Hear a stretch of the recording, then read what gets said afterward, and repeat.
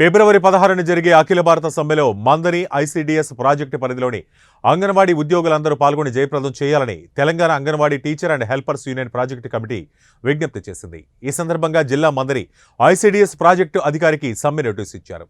కేంద్రంలో బీజేపీ ప్రభుత్వం అధికారంలో ఉన్న 10 సంవత్సరాలలో ఐసీడీఎస్కు బడ్జెట్ 60% తగ్గించింది. దీనివల్ల ఐసీడీఎస్ బలహీనపడింది. దీంతో అంగన్వాడీ ఉద్యోగులకు సకాలంలో వేతనాలు రావటం లేదని చెప్పారు. ఐసీడీఎస్కు బడ్జెట్ పెంచి అంగన్వాడీ ఉద్యోగుల సమస్యలు పరిష్కరించాలని జరిగే ఈ సమ్మెలో జిల్లాలోని అంగన్వాడీ ఉద్యోగులందరూ పాల్గొనాలని జిల్లా కమిటీ పిలుపునిచ్చింది.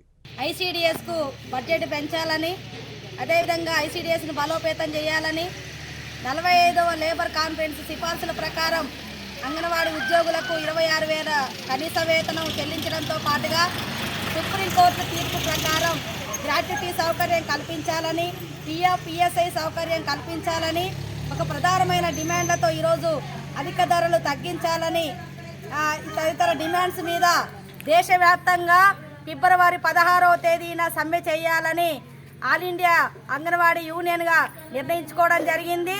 అందులో భాగంగా మన మంత్రి ప్రాజెక్టులోని అంగన్వాడీ ఉద్యోగులందరూ కూడా, టీచర్లు ఆయాలందరూ కూడా ఈ సమ్మెను జయప్రదం చేయాలని Telangana anganwadi teachers and helpers union సిఐటిగా అందరికీ కూడా విజ్ఞప్తి చేస్తున్నాం.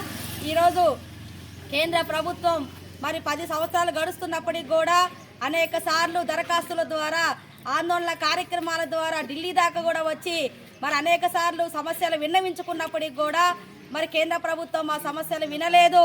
మరి అదే రకంగా ఐసీడీఎస్ను ఇంకా నీరుగార్చే ప్రయత్నాలు చేస్తున్నారు, ప్రైవేటీకరణ విధానాలు తీసుకొస్తున్నారు.